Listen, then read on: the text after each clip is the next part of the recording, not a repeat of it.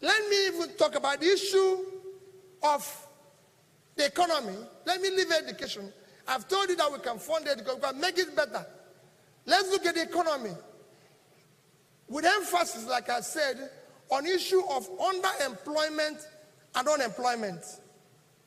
Everybody knows that all various studies, and I'm happy that our famous economists here, nobody can talk about those brilliant economists we have in this country today without calling Professor Sukuma Soludo and people like Bismarck.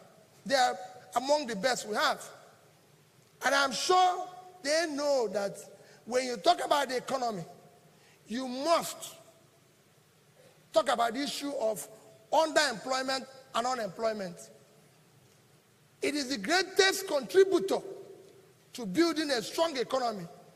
If people don't have job, you have terrorism, you have banditry, you have all sorts of characters. If they remove any of us here from having a job, we are different things. It's as simple as ABC.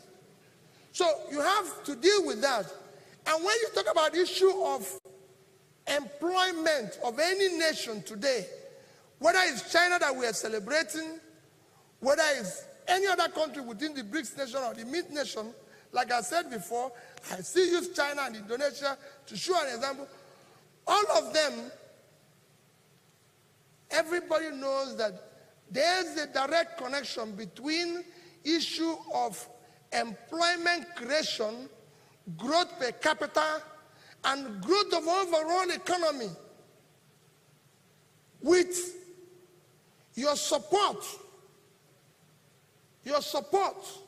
for micro, small, medium entrepreneur. Professor Gupta has said that Nigeria DNA is entrepreneurship. And I believe that. But that DNA is not being supported. What has happened is that we've abandoned this greatest engine of creation of labor, unemployment, without any support. And if we want to solve that, it is not a sophisticated thing. If you go to China today, using the example of the two countries I've said before, if you go to China today, 92% of the companies are MSMEs. 92%. They produce or contribute 60% of their GDP. China GDP is 13 trillion. 60% is 7.8 trillion, which is 20 times Nigerian GDP. That's what this sector is contributing. They contribute over 60% of the entire industrial output, and they contribute in terms of jobs.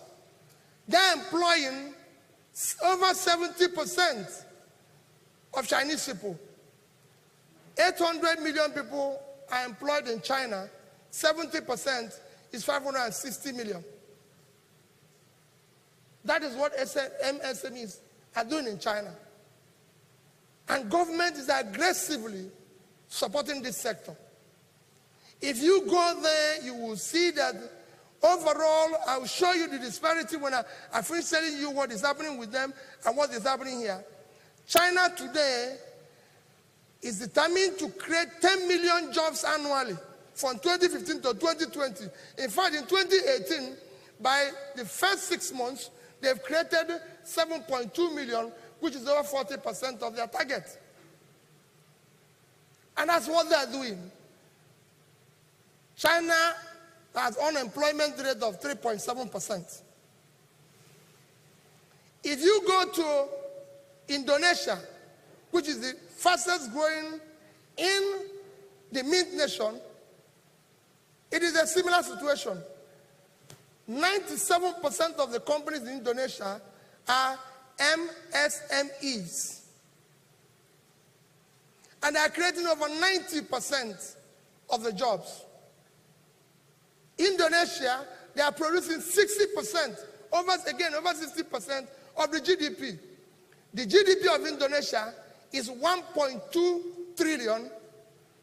60% is 7.2 trillion. It's 720 billion, which actually is twice our GDP.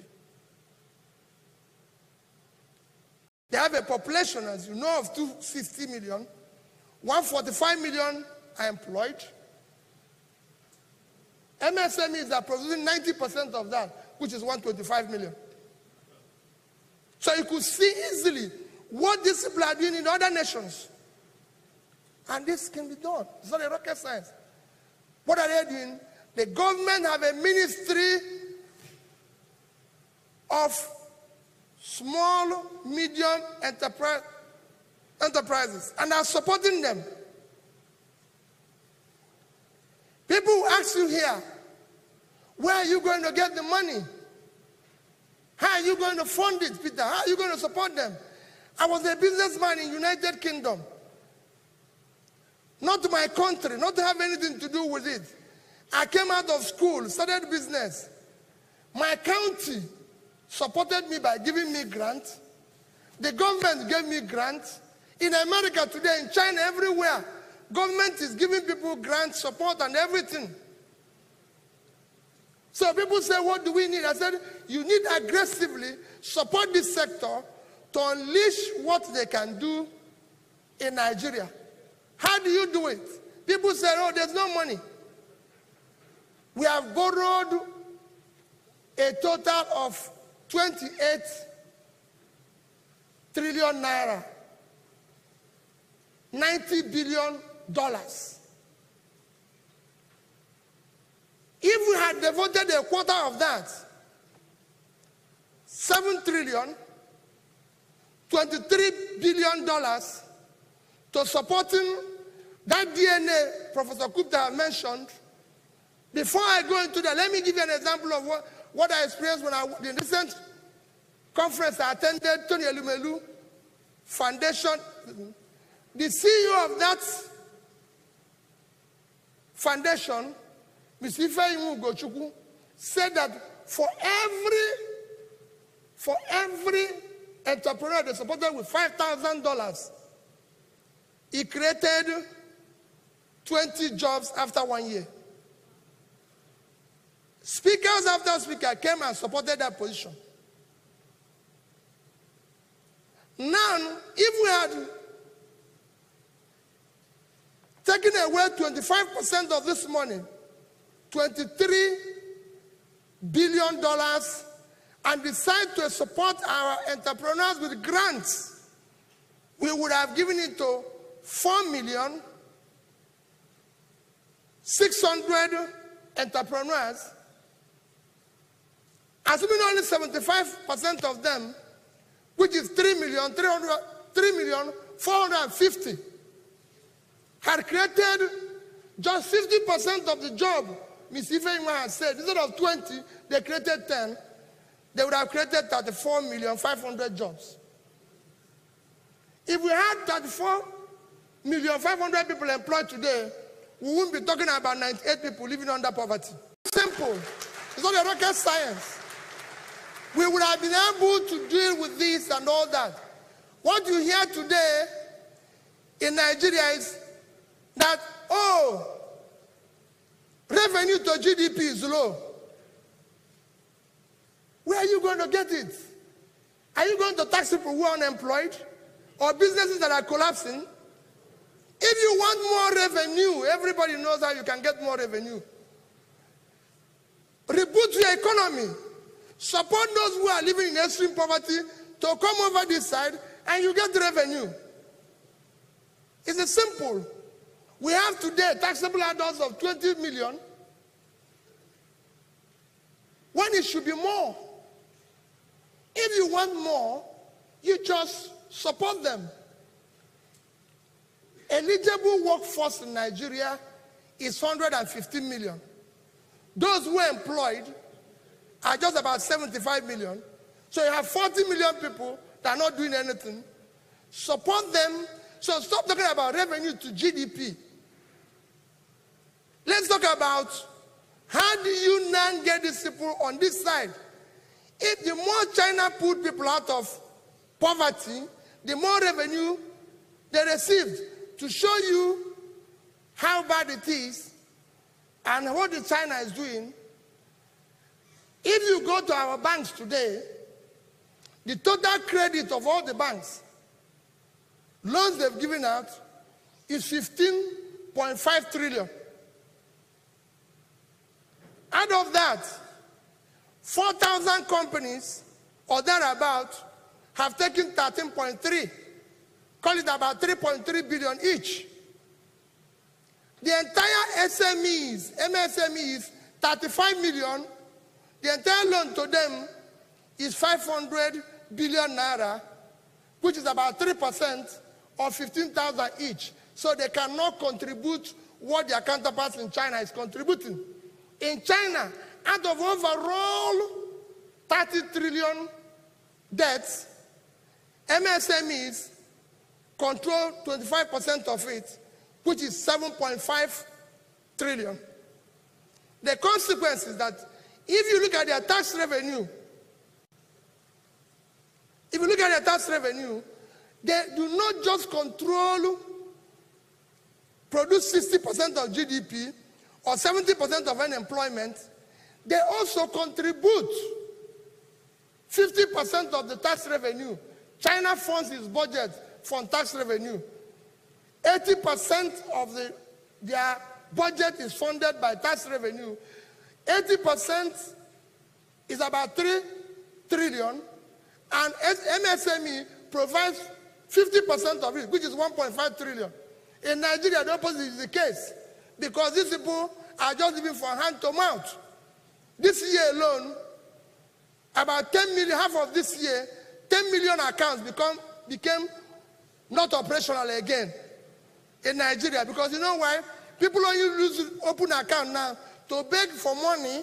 So if it is shown that Nigerians withdraw money paid into the account faster than any other country in the world, because these people are just, once they beg you for money, you pay it in. By the time the money comes, it's already being withdrawn, because that is what it's meant for, to go and eat. And that is the crisis we face. So people tell you, oh, we want tax to GDP, or this. If you want that, the more you put people out of poverty, the more revenue you get. It's a very simple thing. It's like a bank account. You cannot continue to withdraw without paying anything in. No, you have to. And that comes to what Bismarck, Soludo, everybody is saying, that the government needs to come and decide that this is where we're going to go. In conclusion, I want you to show me something. There's an advertisement from CNN I want us to listen to. That's where I'll just conclude. I want you to listen to this advert. Excuse me, miss, who dropped this? Oh, it's just a penny. Just a penny? Just a penny? It all begins with the humble penny. Whether writing your first check or cashing big checks, to those at the top making their mark, closing deals round the clock. On Quest Means Business, we know every penny has power. And it's not how many you have, it's what you do with them that counts. That's the marvel of money. Quest Means Business. What a profitable hour. There's something he said here. It's not how much you have, it's what you do with it that counts. Nigerians think they will just win lottery one day, or like, I'm sorry, we're in a church that will pray one day and God will solve the problem. He was going to solve it. I told Pastor Pochu that I went home last time. I told my uncle, I said, I finished praying and I said, through Jesus Christ, your son. My uncle told me that he has passed the son, that he needs to see the father.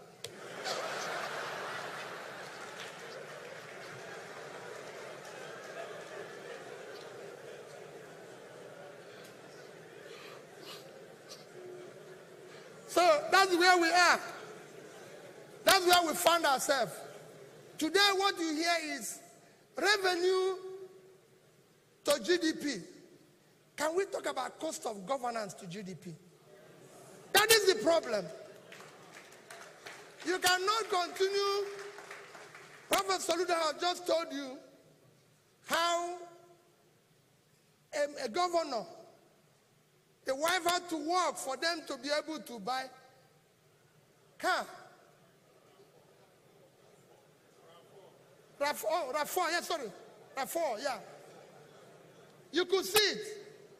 That is the situation everywhere. The cost of governance in Nigeria is unacceptable. It's the most expensive anywhere in the world. Just to use another example from the same America to show you, the Nebraska is not one of the big states in America. Nebraska budget this year is $12 billion. At 305 is 3 trillion 660 billion naira. Nebraska is the only state in America where you have what you can call a single legislature. They don't have Senate, and this is the only state in America. Nebraska have 49 legislators. They are paid $12,000 each. They are part-time. $12,000 each. Nobody buys them a car. Nobody buys them anything. Nebraska budget, I've told you what it is. So they buy 600 million. The 600,000 is the entire thing they pay to their house as salary and everything, which you use 305 is 183 million naira. Nebraska budget is about 3 times the actual expended budget of the entire Southeast and Northeast. If you put the 11 states together, they are not up to 1.2 trillion. And Nebraska, so Nebraska is 3 times that. These 11 states have over 270-something House members costing over 16 billion annually for what they are doing for 183 million naira. That is the cost of our, the cost can go on and on. People tell us of stories. In France, the number 3 person had just resigned. All of you have read it and everything. Why? Because him and his wife was found in a restaurant on a Valentine's Day while he was speaker before he became minister, drinking champagne and eating lobster. Imagine in Nigeria, the French would have joined him. This is France where they make champagne, oh. Where they make the champagne. And on a special day, Valentine's Day, so the man said, okay, let me just, here, everybody would have joined the man for the best champagne. So let's talk about cost of governance. I can tell you, having as the governor, nobody can tell me that our penny cannot do more than what it's doing today. And listen to where you have somebody who is owing a different salary. He says he's owing only 12 and he wants to go again. You go on. People tell us of stories. In France, the number 3 person had just resigned. All of you have read it and everything. Why? Because him and his wife was found in a restaurant on a Valentine's Day while he was speaker before he became minister, drinking champagne and eating lobster. Imagine in Nigeria, the French would have joined him. This is France where they make champagne, oh. Where they make the champagne. And on a special day, Valentine's Day, so the man said, okay, let me just, here, everybody would have joined the man for the best champagne. So let's talk about cost of governance. I can tell you, having or as the governor, nobody can tell me that our penny cannot do more than what it's doing today. And listen to where you have somebody who is owing a 2-month salary. He says he's owing only 12 and he wants to go again. And people are giving him an award. I watched it in TV. They said, you're owing a 2-month salary. He said, no. It's just about 11, 12. And he wants to go again. And nobody's worried. I saw one recently who said, oh, he's not owing any salary. He's only owing pension and gratuity. You saw it. That's only pension and gratuity. He's not owing salary. And he's saying that he's the best governor. And the lists are there. We are debating whether we'll buy this type of car. We're going to buy this type of house. Or like Soludo said, this appointment is this and everything. My dear people, like Soludo has said and Bismarck has said, the world today is like, I would say it's on a fast lane, but the competition dynamics have changed. It's either you change or you die. It's that simple. You cannot continue to think you can compete today in a Formula One with a Molo driver. All of you end up in a lagoon. It's as simple as ABC. So we must change the narrative from bottom to up. It is critical. You can change this economy, can do anything with it. But my dear people, we have no other country except this one, and we must do something about it, or it will consume all of us. Thank you.